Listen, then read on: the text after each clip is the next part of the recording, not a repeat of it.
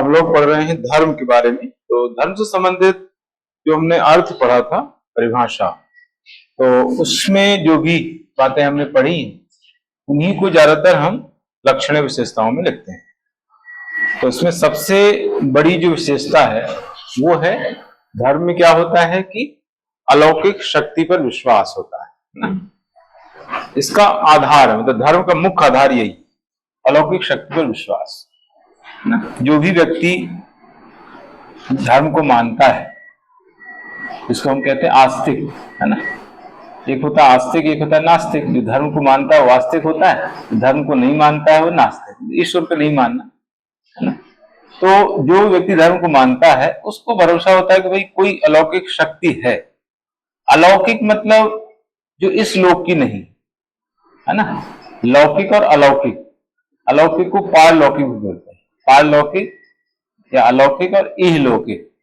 इहलौकिक मतलब इस लोक की, ये लोक मतलब हमारा जो लोक है ये मृत्यु लोक है और वो स्वर्ग लोक है ना। तो मृत्यु लोक की बात नहीं कर रहे हैं, स्वर्ग लोक की बात कर रहे हैं। दूसरा जो लोक पारलौकिक, है ना। तो पारलौकिक जो शक्ति है यानी अलौकिक जो शक्ति है उस पर विश्वास, है ना। एक ऐसी शक्ति है जो अलौकिक है यानी इस लोक की नहीं है, और वो इस पूरे प्रकृति को, मानव जीवन को नियंत्रित करती है, निर्देशित करती है। तो उस पर लोगों का भरोसा होता है धर्म के अंतर्गत, है ना। तो ये मेन तत्व है। इसलिए जॉनसन एक विचारक हुए, उन्होंने अलौकिक शक्ति पर विश्वास को धर्म का मुख्य तत्व माना है। तो ऐसे भी क्वेश्चन आपको आ सकते हैं 2 मार्क्स में।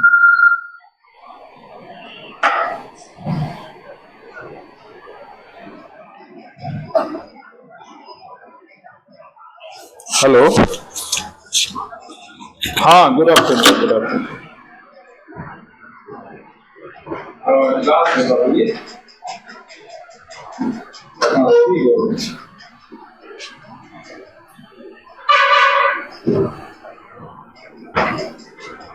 हाँ, तो अलौकिक शक्ति पर विश्वास को जॉनसन जो विद्वान हुए उन्होंने धर्म का सबसे महत्वपूर्ण तत्व माना है। तो ऐसा क्वेश्चन आ सकता है कि किस विद्वान ने अलौकिक शक्ति पर विश्वास को धर्म का सबसे मुख्य तत्व या महत्वपूर्ण तत्व माना है। ऐसा 2 मार्क्स में बन सकता है।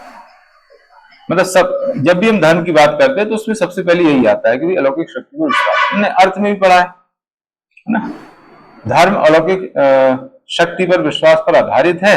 ये टायलर का अर्थ, टायलर की डेफिनेशन है। और जैसे मैंने बताया था कि टायलर ने ही सबसे पहले परिभाषा बताई है धर्म की, और वो परिभाषा यही है, स्टार्टिंग यही से होती है, ठीक है। और हमने ओवरऑल परिभाषा भी पढ़ी थी कि धर्म से आश्रय अलौकिक शक्ति पर, ऐसी अलौकिक शक्ति पर विश्वास जो प्रकृति तथा मानव जीवन को नियंत्रित एवं निर्देशित करती है। ये डेफिनेशन ही है ना। इसको याद ही कर लो आप लोग, क्योंकि आपको कहीं भी क्वेश्चन आता है तो आपको लिखना ही है ना। धर्म ऐसी अलौकिक शक्ति पर विश्वास है जो प्रकृति तथा मानव जीवन को नियंत्रित एवं निर्देशित करती है। ये सीधा सीधा अर्थ है इसका। तो वही चीज हम लक्षण में भी पढ़ रहे हैं, है ना। और अलौकिक मतलब समझना यह है कि जो इस लोक में नहीं, इस लोक में तो है नहीं ईश्वर, है ना, जिसकी हम बात कर रहे हैं, वो दूसरे लोक के हैं। तो और वो जो है इस लोक की जो गतिविधियां होती हैं उनको देखते हैं, है ना, उनको नियंत्रित करते हैं। लोग उनसे डरते हैं, है ना। उनके प्रति जो है एक भय का वातावरण होता है, यार कोई शक्ति हमें देख रही है, हमें कुछ गलत नहीं करना है ना। भगवान माफ नहीं करेगा, ऐसे कहते हैं ना, भगवान माफ नहीं करेगा, है ना।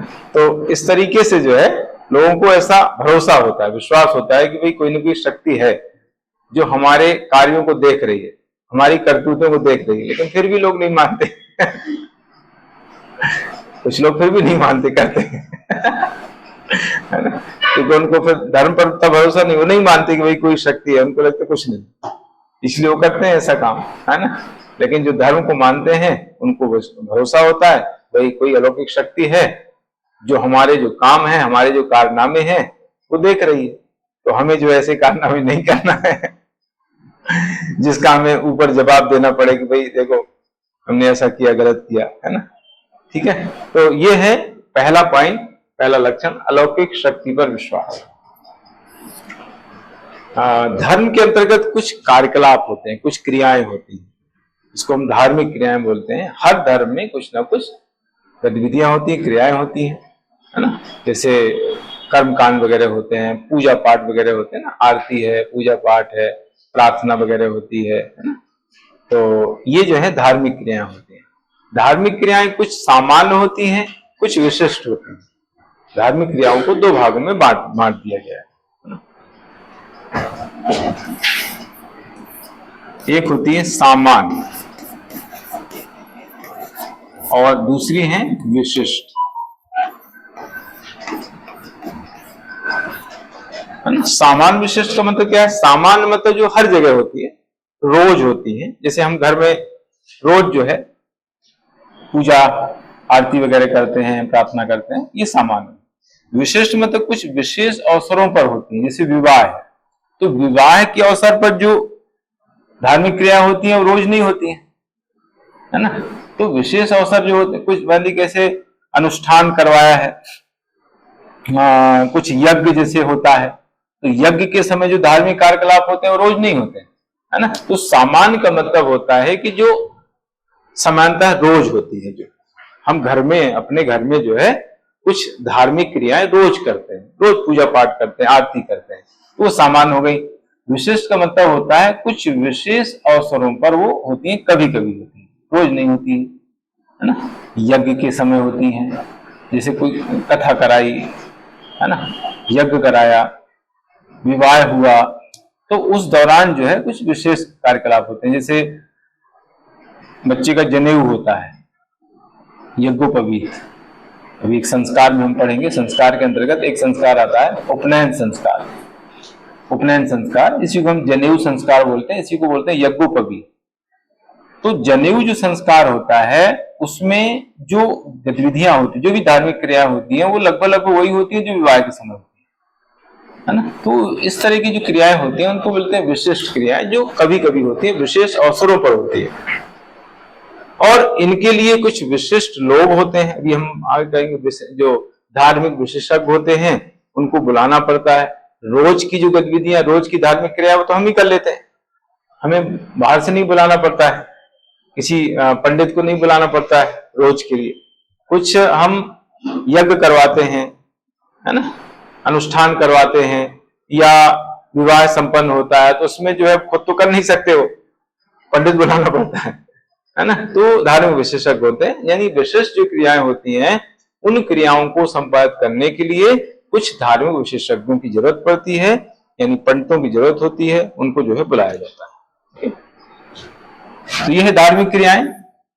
पवित्रता की धारणा, धर्म में पवित्रता की धारणा पाई जाती है, यानी धर्म से संबंधित जितनी भी चीजें हैं, कोई वस्तु है, धर्म संबंधित पुस्तक है, धर्म संबंधित जैसे मूर्ति है, प्रतीक है, जैसे मंदिर है, इन सभी को पवित्र माना जाता है ना। धर्म मतलब पवित्र। और ये क्वेश्चन भी आपको आ सकता है कि दुर्खी में ऐसे विचारक हुए हैं जिन्होंने पवित्र और अपवित्र इसके बीच अंतर बताया है। धर्म मतलब पवित्र, जादू यानी अपवित्र, ऐसा कहा जाता है। धर्म मतलब पवित्र और जादू मतलब अपवित्र। धर्म मतलब पुण्य, अधर्म मतलब पवित्र मतलब पुण्य, अपवित्र मतलब पाप, ऐसा भी उसको समझ सकते हैं, है ना। अगर आप पवित्र हैं तो पुण्य, अगर आप अपवित्र हैं तो पाप, है ना। कहते हैं ना कि ऐसा करोगे तो पाप पड़ेगा, एक आम बोलचाल की भाषा में बोलते हैं ऐसा करोगे तो बहुत पाप पड़ेगा, तो वो अपवित्रता की बात है ना। तो धर्म से संबंधित जो भी वस्तुएं होती हैं, जो भी चीजें होती हैं, जो भी प्रतीक होते हैं धर्म संबंधित, वो सारे पवित्र माने जाते हैं। कोई भी धार्मिक वस्तु जो है पवित्र मानी जाती है ना। तो धर्म मतलब पवित्र है, ऐसा आपको हम मान सकते हैं। और पवित्र और अपवित्र दोनों के बीच भेद करने वाले जो विचारक हैं वो है दुर्खीम। दुर्खीम ने जो है दोनों के बीच भेद उत्पन्न किया है। तो ऐसे भी क्वेश्चन आ सकते हैं कि कौन से ऐसे विचारक हुए हैं, कौन से ऐसे समाजशास्त्री हुए हैं जिन्होंने धर्म और पवित्र और अपवित्र के बीच भेद समझा है, भेद बताया। प्रार्थना, पूजा एवं आराधना धर्म की ये अभिव्यक्ति है। मैंने आप लोगों को डेफिनेशन में बताया था कि धर्म का आधार और धर्म की अभिव्यक्ति दो चीजें होती हैं। धर्म का आधार क्या है? धर्म का आधार है भक्ति, भय, है ना, एक इमोशंस, जुड़ाव, है ना। व्यक्ति जो है किसी मतलब ऊपर वाले से डरता है ना, ऊपर वाले से डर रहा है, इसलिए जो है वो उसके अंदर जो है किसी के प्रति भक्ति भाव आया है, डर की वजह से, है ना। डर है, ऐसे उसमें पीके में बताते हैं ना, जो डर गया वो मंदिर गया उसमें वो डायलॉग बोलता है, जो डर गया वो मंदिर गया तो सबके पीछे डर है ना। पीके में इसको बताया है, जो डर गया वो मंदिर गया, है ना? तो डरा के रखा है बोले तो इस तरीके से भय आधार है, मतलब किसी के प्रति अगर अलौकिक शक्ति के प्रति भय है तो धर्म है, उसको जो मानेगा। कोई भय नहीं है तो उसको नहीं मानेगा, उसकी पूजा नहीं करेगा, है ना। तो आधार जो है भय है, श्रद्धा है, भक्ति है, और अभिव्यक्ति ये है ना। उसको जो भय है उसको कैसे व्यक्त करेगा? पूजा करके व्यक्त करेगा, प्रार्थना करके व्यक्त करेगा, है ना। भक्ति भावना है उसको अलौकिक शक्ति के प्रति, तो उसको पूजा पाठ करके जो है उसको व्यक्त करता है ना। तो ये अभिव्यक्ति होती है ना। अलौकिक शक्ति की पूजा करना है, प्रार्थना करना है, आराधना करना है, तो ये जो है अभिव्यक्ति के माध्यम से ये होता है। पूजा, प्रार्थना, आराधना, इनमें बहुत माइनर डिफरेंस होता है। पूजा वगैरह जो मंत्र वगैरह हम पढ़ते हैं तो पूजा हो गई, जैसे गंगा जल छिड़कना है, चंदन लगाना है ना, वो प्रसाद लगाना है, भोग लगाना है, ये पूजा होगी। प्रार्थना, फिर पूजा करने के बाद हम हाथ जोड़ के प्रार्थना करते हैं। आराधना मतलब ये आरती, ये सबसे लास्ट में होता है, पहले पूजा, फिर प्रार्थना, फिर आराधना, ऐसे हम उसको क्रम से समझ सकते हैं, इसलिए वो क्रम में आते हैं, है ना। पूजा, प्रार्थना, आराधना, ठीक है। आराधना मतलब आराधना करना, आरती करना, है ना। तो आरती सबसे लास्ट में होती है ना। हम पहले जल चढ़ाते हैं, जल चढ़ाते हैं, है ना। जो भी आराध्य हमारे उनको जल चढ़ाते हैं, है ना। तिलक चंदन लगाते हैं, पुष्प चढ़ाते हैं, है ना। माला फूल माला चढ़ाते हैं, फिर धूप दीप नैवेद्य देते हैं, है ना। फिर नैवेद्य यानी प्रसाद लगाते हैं, फिर बाद में जो है प्रार्थना करते हैं और फिर आरती करते हैं। तो पूजा, प्रार्थना और आराधना, ये तीन चीजें होती हैं जो एक सीक्वेंस में होती हैं। बहुत कम अंतर है, हालांकि दोनों का, तीनों का मतलब सेम है लगभग, लेकिन अंतर है, ठीक है। तो ये हो गया, ये अभिव्यक्ति है। इसके बाद संवेगात्मक भावनाएं, इमोशनल फीलिंग्स होती है। ये दोनों जुड़े हुए हैं, तर्क और भावना।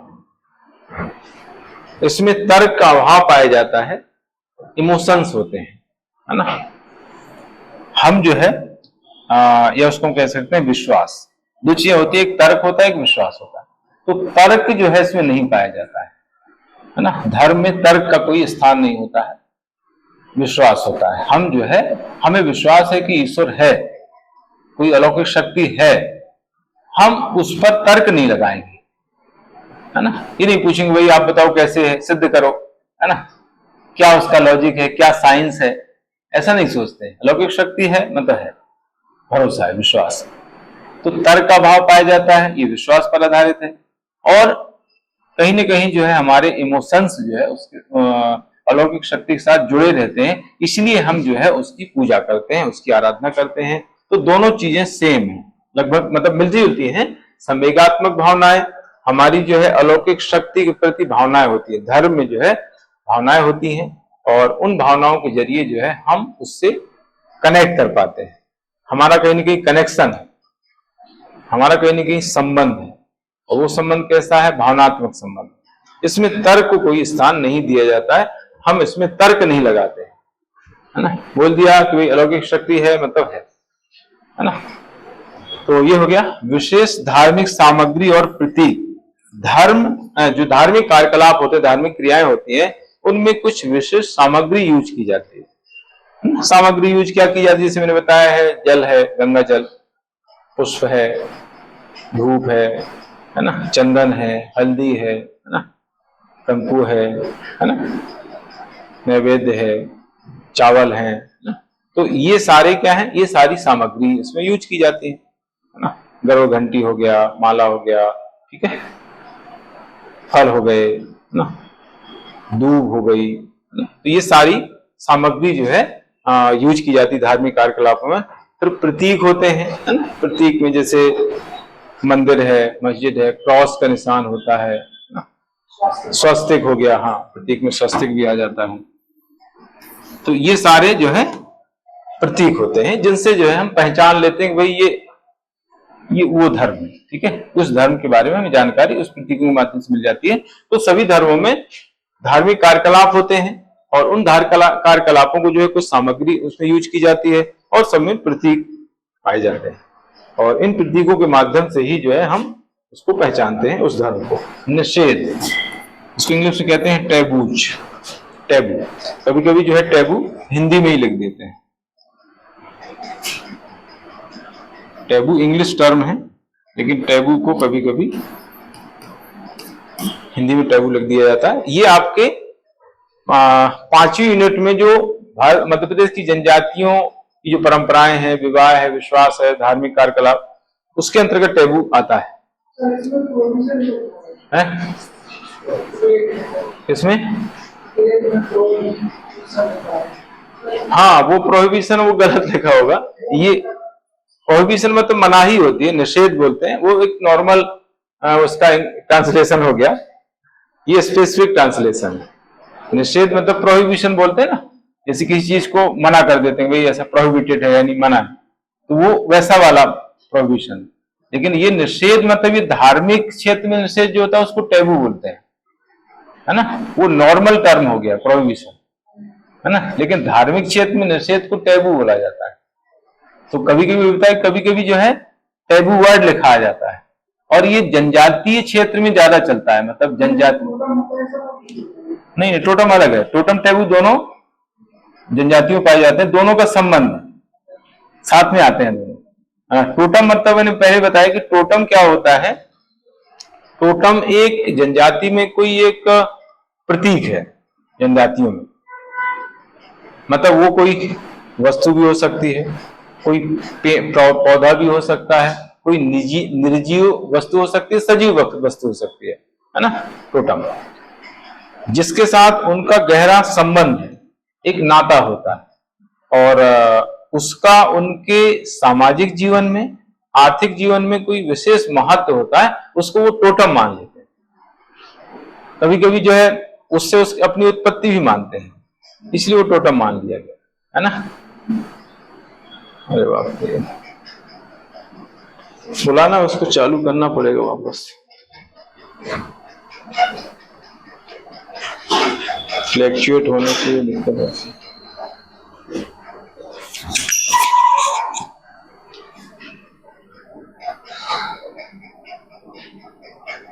इसमें तो हिंदू धर्म लिखा है, इंडियन और ये धर्म का कुछ नहीं कह सकते।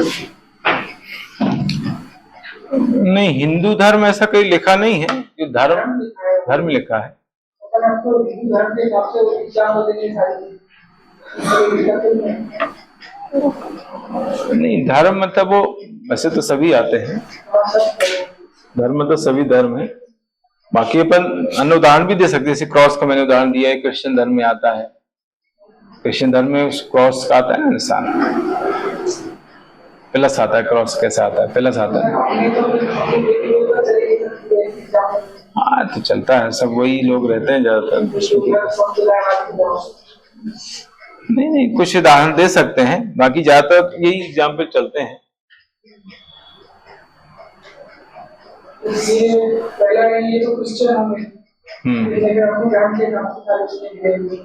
हाँ हाँ, हिंदू धर्म से संबंधित ही उदाहरण देना है ज्यादा।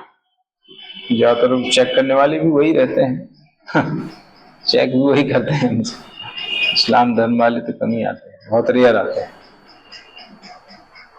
और इन सब्जेक्ट्स में वो बुलाते ही ऐसे लोगों को है, बुलाएंगे ही नहीं। हाँ, बुलाएंगे नहीं, क्योंकि अभी जो ज्यादातर लोग हैं वो सब वही हैं, हिंदुत्ववादी आयोग में सब वही लोग, तो वो बुलाएंगे नहीं।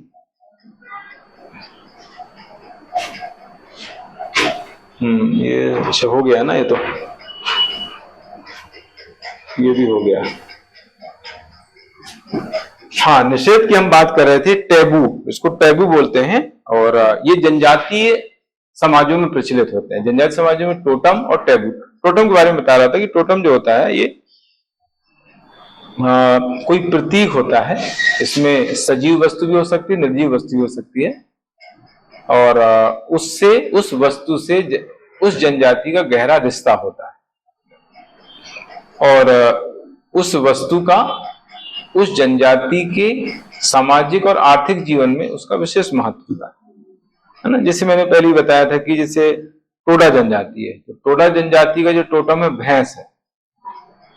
टोडा जनजाति भैंस को अपना टोटम मानती है, क्योंकि भैंस उनकी आर्थिक जीवन में बहुत महत्व रखती है।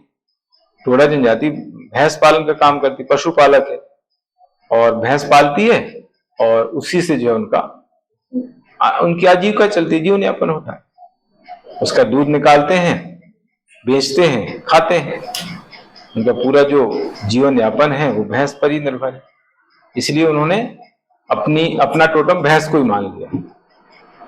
और जैसे मैंने भी बताया था कि टोडा जनजाति भैंस पालन का काम करती है, तो भैंस की एक प्रजाति का नाम ही टोडा है।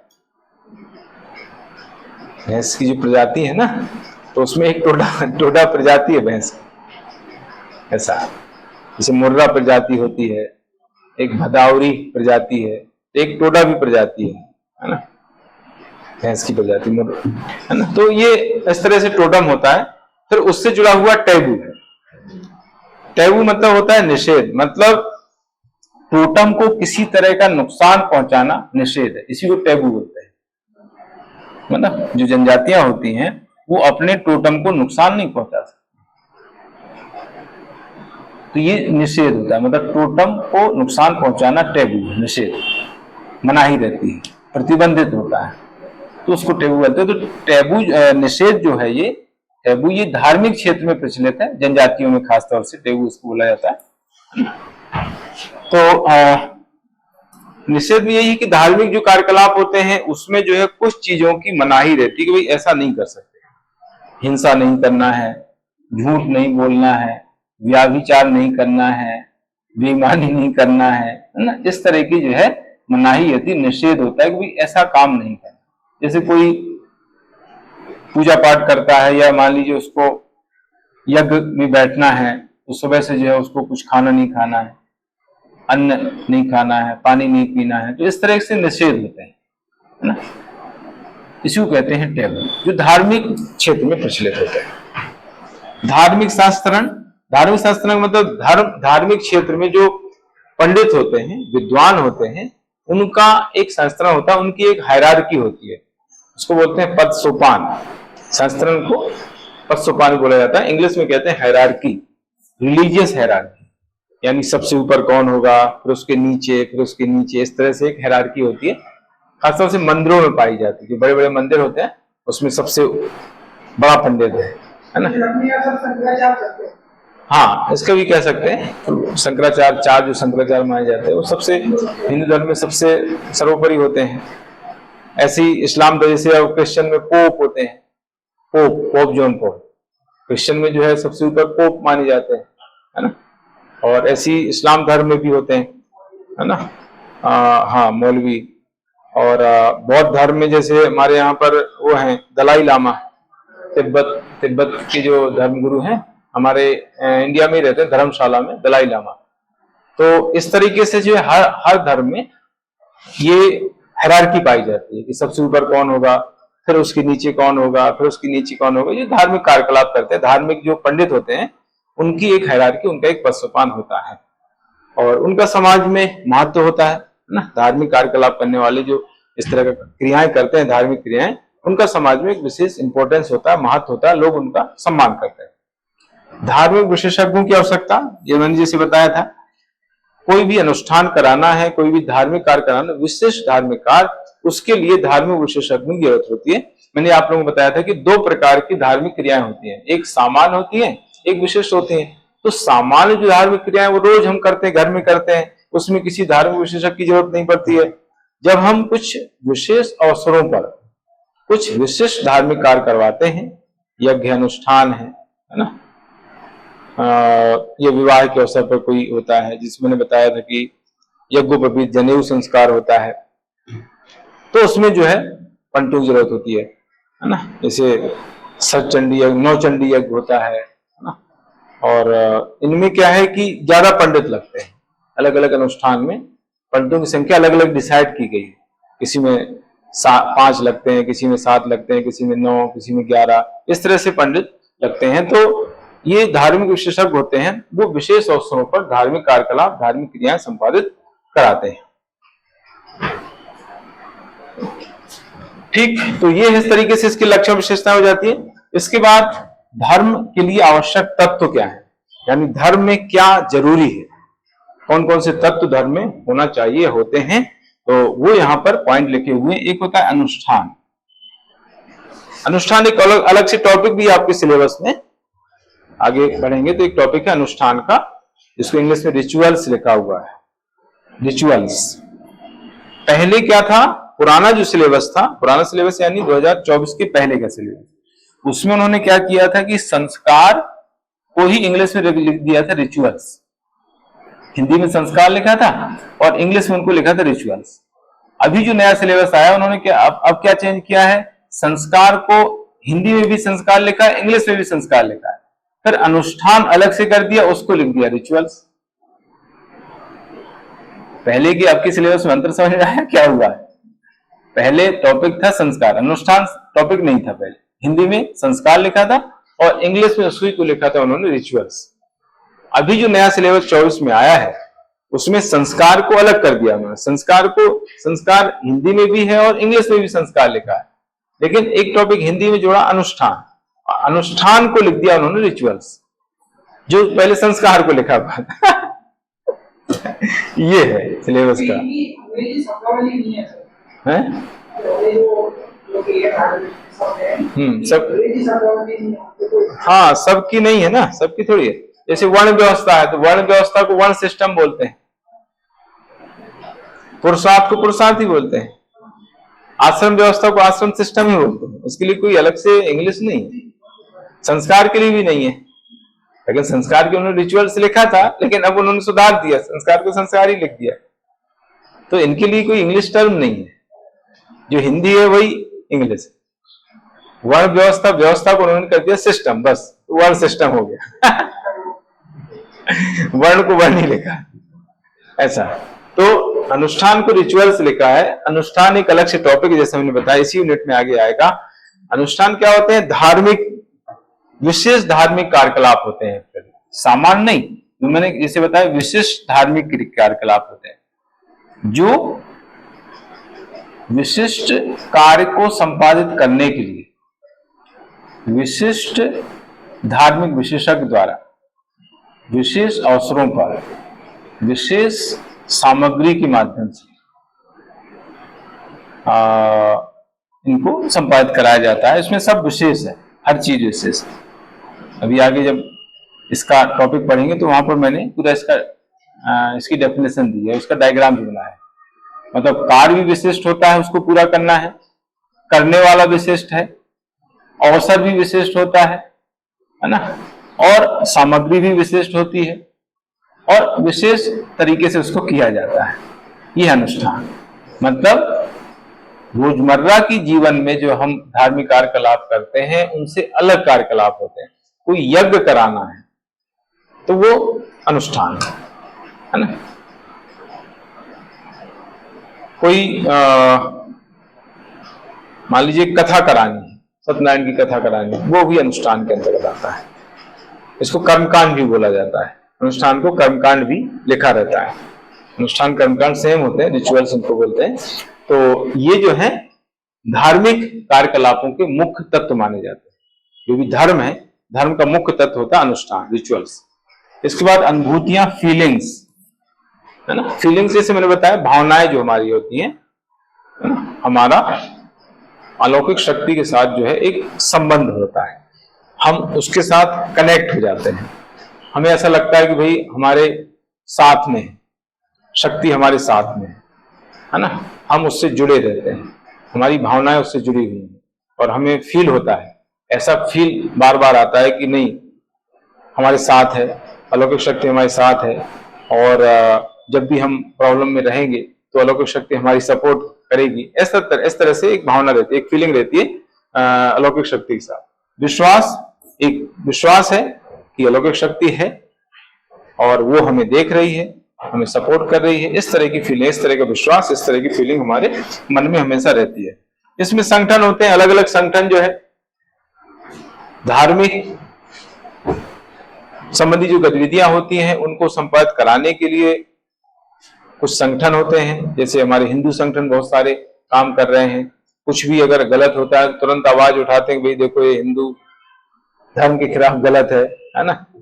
बहुत सारे ऐसे संगठन हैं जो है हिंदू धर्म की रक्षा के लिए काम कर रहे हैं। तो इस तरीके से जो है धर्म से संबंधित कुछ संगठन भी काम करते हैं जो धर्म की रक्षा करने के लिए, हर धर्म में, हालांकि हिंदू धर्म हो, इस्लाम धर्म हो, हर धर्म में कुछ न कुछ संगठन काम कर रहे हैं। प्रतीक तथा पौराणिक कथाएं, मैंने अभी बताया है कि हर धर्म में कुछ न कुछ प्रतीक चिन्ह होते हैं और इन प्रतीकों के माध्यम से हम जो है उसको धर्म को पहचानते हैं। झंडे होते हैं, स्वस्तिक जैसे मैंने बताया है ना। जैसे पारसी धर्म में सूर्य का चिन्ह होता है, अग्नि की पूजा करते हैं वो, है ना। क्रिश्चियन धर्म में क्रॉस होता है। तो ये सारी चीजें जो है प्रतीक चिन्ह के रूप में देखी जाती हैं और उन प्रतीक चिन्हों के जरिए ही जो है हम किसी विशिष्ट धर्म को पहचानते हैं। पौराणिक कथाएं, हर धर्म में कुछ न कुछ गाथाएं होती हैं, पौराणिक कथाएं होती हैं। जैसे हिंदू धर्म में बहुत सारी कथाएं हैं, है ना। महाभारत है, रामायण है, इनमें कुछ कथाएं प्रचलित हैं। इनके जरिए हम जो है अपने धर्म को जानते हैं, है ना। हमारे जो देवता हैं उनको जो है हम पहचानते हैं कि भाई इस तरह से ऐसे हुआ, है ना। भगवान राम का वनवास हुआ, है ना, राम रावण युद्ध हुआ, है ना। तो ये सारी चीजें हमें कैसे पता चलती हैं? पौराणिक गाथाओं के माध्यम से इनकी जानकारी हमें मिलती रहती है। निषेध, यहाँ पर भी देखो कोई बात आ गई, निषेध, टेबू। हर धर्म में कुछ ना कुछ निषेध होते हैं, क्या नहीं करना है। धार्मिक कार्यकलापों को करते हुए जो है हमें क्या काम नहीं करना है, उनको कहते हैं निषेध या टैबू। धार्मिक शास्त्रण, यहाँ पर भी वही चीज मैंने बताई है अभी कि हायरार्की होती है। हर संगठन में कोई भी मंदिर है, मस्जिद है, चर्च है, गुरुद्वारा है, उनमें हायरार्की पाई जाती है। हायरार्की वैसे सबसे पहले चर्च संगठन में आई। जब हम पदसोपान की बात करते हैं तो ऐसा कहा जाता है कि पदसोपान का सबसे पहले जो प्रचलन हुआ तो चर्च से हुआ था। चर्च संगठन, ओवरऑल चर्च संगठन से फिर सैनिक संगठन में इसका प्रचलन हुआ और फिर नागरिक प्रशासन में आया, लोक प्रशासन में आया, शासन में आया, प्रशासन में आया। तो चर्च संगठन सबसे पहले इसका हुआ, है ना। तो ये इस तरह से उल्लेख कर सकते हैं। ये ईसाई धर्म की बात हो गई, है ना। बाकी हमारे जो शंकराचार्य वगैरह इनका भी उल्लेख कर सकते हैं, हिंदू धर्म का भी उल्लेख कर सकते हैं। मस्जिद होती है, वहां पर भी इस तरह की हायरार्की पाई जाती है। तो अलग अलग धर्मों में इस तरह की हायरार्की पाई जाती है जिसका उल्लेख हम कर सकते हैं। ठीक, तो ये इस तरीके से इसके तत्व मैंने बताए, धर्म के लिए आवश्यक तत्व। और इसके बाद धर्म का महत्व, प्रकार या भूमिका, सामाजिक जीवन को नियंत्रित करने में, ये ऐसा पूछ सकते हैं, सामाजिक जीवन के नियंत्रण में धर्म की भूमिका बताइए। सामाजिक जीवन को नियंत्रित करने में, सामाजिक जीवन को नियंत्रित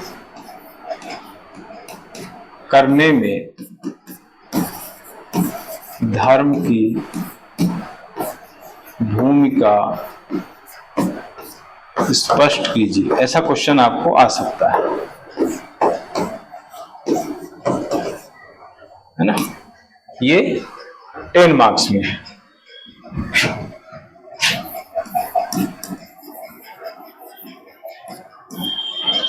टेन मार्क्स के हिसाब से क्वेश्चन बन सकता है। इस बार के लिए अभी जो एग्जाम होने वाली है उसमें धर्म टॉपिक इंपॉर्टेंट है इस यूनिट से, तो यहां से क्वेश्चन बनने की संभावना काफी है। हाँ देखिए, धर्म के प्रकार या महत्व, ये एक्चुअली एक, अभी हम धर्म की उत्पत्ति में सिद्धांत पढ़ेंगे, प्रकारवाद का सिद्धांत है, या प्रकारवाद, संरचनात्मक प्रकारवाद का सिद्धांत रैडक्लिफ ब्राउन तथा मेलिनोव्स्की द्वारा दिया गया है। रैडक्लिफ ब्राउन तथा मेलिनोव्स्की ने एक सिद्धांत दिया है प्रकारवाद, संरचनात्मक प्रकारवाद। वो संस्कृति से रिलेटेड है, वो हम धर्म पर भी उसको लागू करते हैं। इनका ऐसा कहना है कि प्रकृति की कोई भी चीज ऐसी नहीं होगी, नहीं है, जिसका कोई कार्य नहीं है, जिसका कोई प्रकार नहीं है, जो जिसका अभी अस्तित्व है, जो अस्तित्व में है। कोई भी वस्तु जिसका अस्तित्व है, वो कोई भी ऐसी वस्तु नहीं होगी जिसका कोई कार्य ना हो। कार्य विहीन कोई भी वस्तु नहीं हो सकती। उसका कोई ना कोई कार्य है, इसलिए तो उसका अस्तित्व है।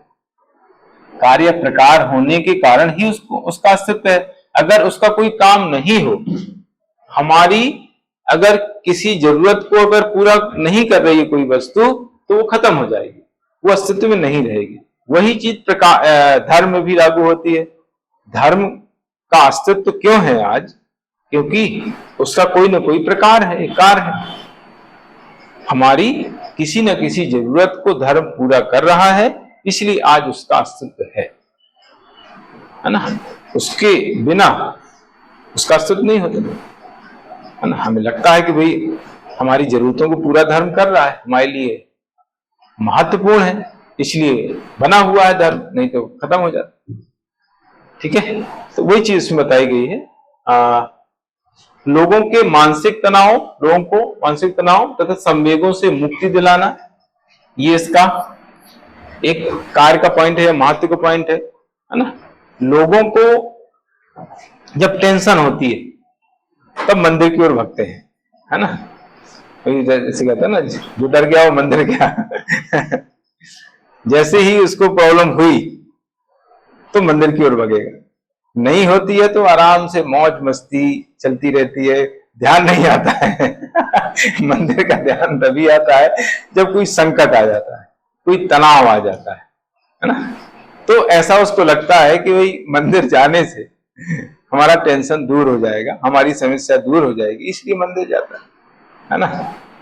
और जब वहां जाकर के अपना दुख सुना देता है तो उसको थोड़ा सा हल्का लगता है कि चलो अब ठीक है, और उसको भरोसा हो जाता है कि चलो हमारा दुख दूर हो जाएगा, हमारा टेंशन दूर हो जाएगा, इसलिए हो जाता है ना। तो धर्म के बारे में ऐसा कहा जाता है कि धर्म जो है व्यक्ति का टेंशन दूर करता है, व्यक्ति की समस्याओं को दूर करने का काम करता है, और इसलिए लोग मंदिर जाते, इसलिए मंदिर बने हुए, मस्जिद बनी, चर्च बने हुए, लगता है कि दुख दूर होता है ना।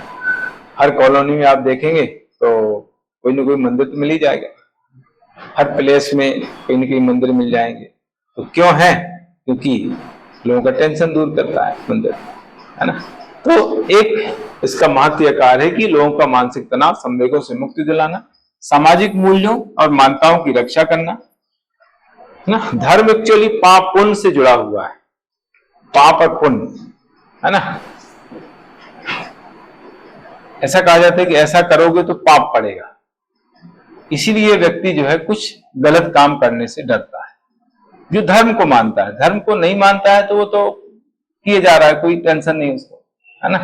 धर्म को मानने वाला व्यक्ति जो है कहीं न कहीं कुछ गलत करने से डरता है। तो इससे जो हमारे जो सामाजिक मूल्य हैं, हमारी जो मान्यताएं हैं, उनकी सुरक्षा बनी रहती है। धर्म के डर से, पाप के डर से है ना। धर्म में धार्मिक कार्यकलाप जो करता है उसको कहते हैं पुण्य हो रहा है, पुण्य के लिए करता है। जो गलत करता है उसको पाप पड़ता है। तो धर्म हमें सिखाता है कि हमें जो है अच्छा काम करना है, हमारी जो मूल्य है, हमारी जो मान्यताएं हैं, उनके अनुरूप हमें कार्य करना है। तो इससे जो है धर्म के जरिए जो सामाजिक मूल्य है, उनकी मान्यताओं की सुरक्षा बनी रहती है, कोई उनका उल्लंघन नहीं करता है, मान्यताओं मूल्यों को उल्लंघन नहीं करता, उनके अनुरूप जो है अपना व्यवहार करता है, करने के लिए बाध्य होता है। समाज में नैतिकता बनाए रखने में सहायक है। वही मैंने जैसे बताया कि पाप से डरना, धर्म के मानने वाला पाप से डरता है, इसलिए जो है वो कुछ अनैतिक काम नहीं करता है, गलत काम नहीं करता है ना, कोई गलत व्यवहार नहीं करता है। इससे क्या है, धर्म के जरिए समाज में नैतिकता बनी रहती है, अनैतिक काम नहीं हो पाते हैं, क्योंकि धर्म, उनको पता है कि ईश्वर है, ईश्वरीय शक्ति है, अलौकिक शक्ति है जो हमें देख रही है, हमारे कार्यों को देख रही है। हम बुरा करेंगे तो हमारे साथ बुरा होगा, अच्छा करेंगे तो हमारे साथ ऊपर वाला अच्छा करेगा। इसलिए जो है वो कुछ गलत करने से सोचता है, कुछ अनैतिक काम नहीं करता, नैतिक मूल्यों को ध्यान रखता है। तो इस तरीके से धर्म अनैतिक कार्यों की रक्षा में सहायता होता है। समाज में एकता पैदा करता है। समाज में एकता पर कैसे पैदा करता है, एक धर्म को मानने वाले लोग जो है एक साथ मिलते हैं, है ना। जैसे मान लीजिए कोई समारोह हुआ, धार्मिक कोई कार्यकलाप हुआ, तो उसमें सभी लोग मिलते हैं। मान लीजिए कोई कथा हुई, है ना, भागवत कथा हो रही है, या कोई शिलान्यास हुआ, किसी मंदिर में कोई समारोह हुआ, तो वहां पर सभी उस धर्म को मानने वाले लोग मिलते हैं, तो उनमें जो है एकता का भाव बना रहता है। वो उनको रहता है भाई हमारे धर्म को मानने वाला है, हमारे धर्म का अनुयायी है, तो उनमें जो है एक एकता का भाव, भाईचारे का भाव, समरसता का भाव बना रहता है। तो समाज में एकता, भाईचारे तथा समरसता का भाव पैदा करने में धर्म का बहुत बड़ा योगदान है। सामाजिक नियंत्रण का साधन है। सामाजिक नियंत्रण का साधन तो समाज के जो लोग हैं, समाज में रहने वाले लोग जो है कोई गलत व्यवहार नहीं करते हैं, समाज में अपने व्यवहार को नियंत्रित रखते हैं, दूसरों के साथ अच्छा व्यवहार करते हैं, है ना, सहयोग का भाव रखते हैं, भाईचारे का भाव रखते हैं। तो इससे समाज में नियंत्रण बना रहता है। पवित्रता तथा अपवित्रता के बीच भेद करने का काम धर्म द्वारा किया जाता है। मैंने अभी बताया है कि पवित्र मतलब पुण्य, अपवित्र मतलब पाप, है ना। तो इसमें भेद करता है धर्म। जितनी भी पवित्र चीजें हैं वो धर्म से संबंधित है, जितनी अपवित्र चीजें हैं वो अधर्म से संबंधित है, यानी जादू संबंधित, ऐसा कहा जाता है ना। तो दोनों में भेद कौन कर रहा है, धर्म कर रहा है ना। और जैसे मैंने बताया, हाँ, अगर कोई व्यक्ति किसी अलौकिक शक्ति पर विश्वास नहीं कर रहा, हाँ, उसका धर्म क्या होगा? उसका धर्म कुछ नहीं होगा, नास्तिक हो जाएगा वो, नास्तिक। धर्म का उद्भव अपन बताएंगे। हाँ। अगर अपन श्रीमद् भगवद गीता से लेते हैं, श्री कृष्ण ने कहा था कि धर्म ही कर्म है, तो समाजशास्त्र कह रहे हैं कि धर्म ईश्वर की पूजा धर्म है। तो नहीं, समाजशास्त्र के हिसाब से चलना है ना हमें। अपन ट्रेलर के हिसाब से समाजशास्त्र पढ़ रहे हैं। समाजशास्त्र कार ही पूजा बोलते हैं, वैसे कहते हैं ना कार ही पूजा है। जो धार्मिक कार्य पे वही धर्म है। हाँ, मतलब यहाँ पर जो धर्म की डेफिनेशन दी गई है समाजशास्त्र में, वो हमें बताना है कि जो अलौकिक शक्ति है उस पर अगर भरोसा है तो धर्म को मान रहा है, वही धर्म है। अगर उसको भरोसा नहीं है तो मतलब वो धर्म को नहीं मान रहा है, मतलब धर्म नहीं। तो समाजशास्त्र के हिसाब से यहाँ पर हमें चलना पड़ेगा। वैसे तो यही कहा जाता है, पहले से चला आ रहा है कि कार्य ही पूजा है, हम जो काम कर रहे हैं वो एक तरीके से पूजा ही है ना। लेकिन वो अलग कॉन्सेप्ट है, यहाँ पर कॉन्सेप्ट अलग है, तो वो यहाँ का कॉन्सेप्ट आपको समझना पड़ेगा समाजशास्त्र, ठीक है। हाँ, तो पवित्रता तथा अपवित्रता के बीच भेद धर्म के द्वारा किया जाता है। दुर्खीम ने कहा ही है कि दोनों के बीच अंतर धर्म के द्वारा किया जाता है, दुर्खीम का कहना है। व्यक्ति में सुरक्षा की भावना पैदा होती है, पैदा करता है धर्म ना। धर्म को मानने वाला, अलौकिक शक्ति को मानने वाला व्यक्ति सोचता है कि भाई हमारे अलौकिक शक्ति हमारी जो है हमारी रक्षा कर रही है ना। तो उसको जो है एक सुरक्षा का भाव जागृत हो जाता है कि भाई हमें अगर कुछ संकट आएगा कुछ हमें समस्या आएगी तो जो अलौकिक शक्ति है हमारी रक्षा करेगी, है ना। तो धर्म के मानने वालों को जो है एक एहसास होता रहता है, एक ऊपर वाले पर भरोसा रहता है कि यार कुछ भी अगर होता है तो ऊपर वाला हमारी रक्षा करेगा। तो इस तरीके से जो है सुरक्षा का भाव उनमें बना रहता है धर्म को मानने वालों को। मानव में सद्गुणों का विकास होता है, क्योंकि हर धर्म, चाहे कोई भी धर्म हो, वो अच्छी शिक्षा देता है। दूसरों के साथ अच्छा व्यवहार करना है, दूसरों परोपकार करना है, सहयोग करना है ना, अच्छे कर्म करना है, नैतिकता बनाए रखना है ना। इस तरीके से जो है अच्छी चीजें जो है हर धर्म में सिखाई जाती है। तो इससे क्या है, उसके मन में जो है अच्छे गुणों का विकास हो जाता है, अच्छे गुण विकसित हो जाते हैं, गलत काम नहीं करता। व्यक्तित्व विकास में सहायक ना, धार्मिक जो कार्यकलाप करता है, धर्म को मानता है, उसमें अच्छे गुणों का विकास होता है। अच्छे गुणों का विकास होने से जो है उसका व्यक्तित्व विकसित हो जाता है। ये इसी से रिलेटेड टर्म है, मतलब दोनों पॉइंट रिलेटेड हैं। धर्म के माध्यम से धर्म जो है अच्छी शिक्षा देता है, दूसरों का सहयोग करना है, किसी की बुराई नहीं करना है, हिंसा नहीं करना है, अहिंसा का पालन करना है।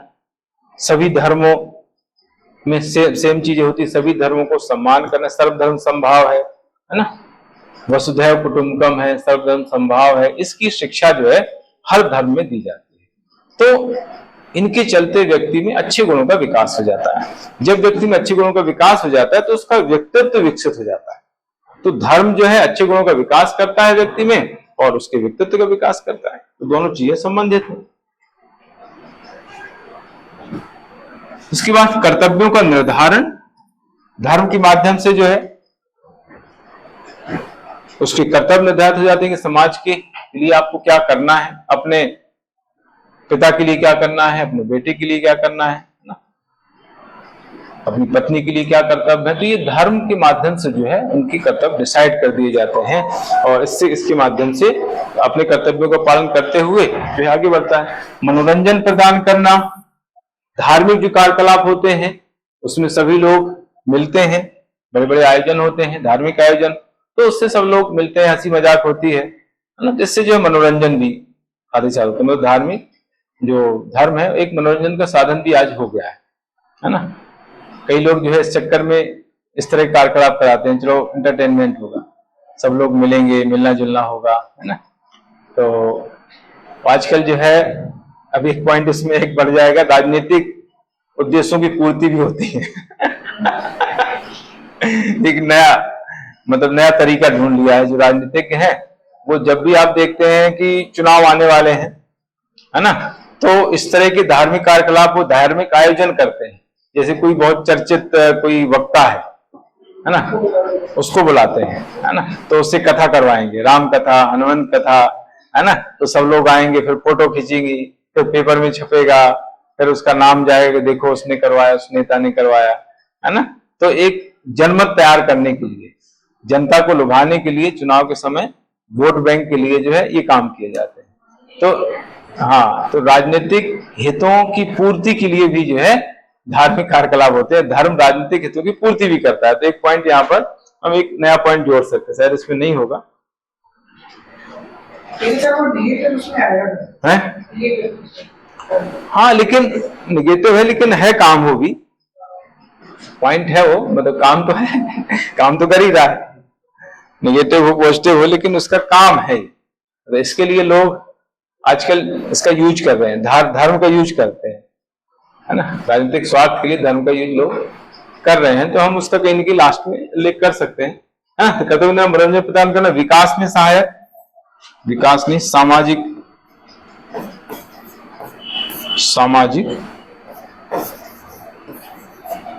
तथा नैतिक विकास ना, समाज का विकास, नैतिकता का विकास, इसमें भी जो है धर्म सहायता प्रदान करता है। कैसा? इसका सबसे बढ़िया एग्जाम्पल है सर, हाँ, आर्थिक विकास भी कर सकते हैं। सबसे ज्यादा जो टूरिस्ट है ना, उज्जैन के बाद है 55%।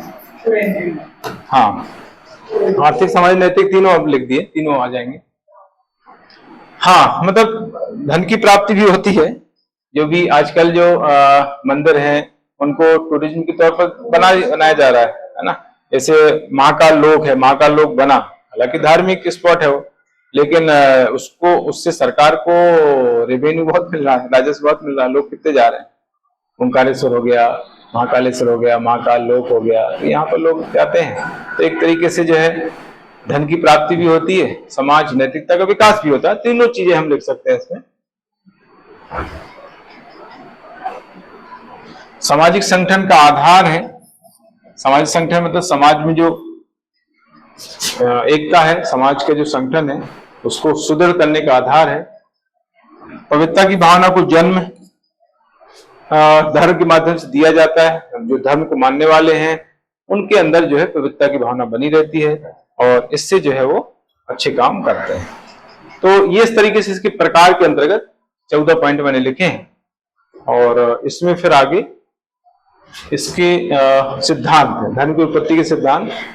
हालांकि सिद्धांत ज्यादा है लेकिन 2-3 सिद्धांत इसमें ज्यादा इंपॉर्टेंट है ना। 5-6 सिद्धांत मैंने इसमें लिखे हैं, लेकिन इसमें जो स्टार्टिंग के सिद्धांत है वो ज्यादा इंपॉर्टेंट। जैसे ये टाइलर का जो सिद्धांत है, ये एक्चुअली आया हुआ है पहले जब सब्जेक्ट हुआ करता था, तब उस समय जो है इसका क्वेश्चन आया था।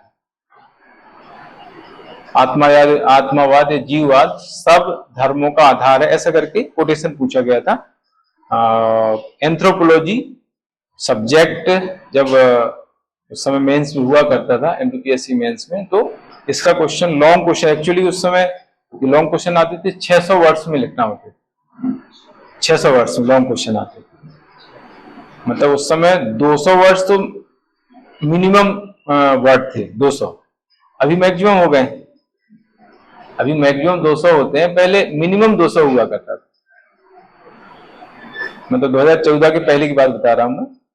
तो 600 वर्ड्स में इसका क्वेश्चन आया था कि आत्मावाद या जीववाद सब धर्मों का आधार है, इस कथन को समझाइए।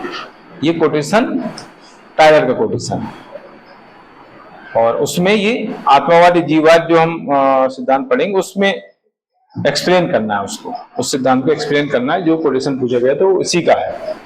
तो कल हम इसको स्टार्ट करेंगे क्योंकि बड़ा है तो इसमें टाइम लगेगा। 1-2 जो स्टार्टिंग के सिद्धांत है वो ज्यादा इंपॉर्टेंट है, बाकी तो खैर छोटे छोटे हैं, ज्यादा इंपॉर्टेंट नहीं है।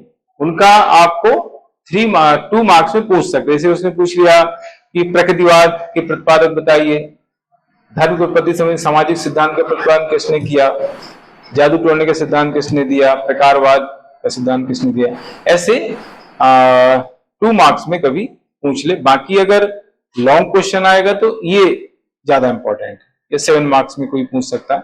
बाकी बहुत ज्यादा इंपॉर्टेंट नहीं है, 1-2 सिद्धांत ही इंपॉर्टेंट है अगर लॉन्ग में आएंगे तो। बाकी तो क्या छोटे छोटे हैं, बड़ा यही है। तो लॉन्ग में तो मेरे ख्याल से एक ही पूछ सकता है ये, बाकी 7 मार्क्स या 2 मार्क्स में पूछे जा सकते हैं। तो हम कल इस पर बात करेंगे।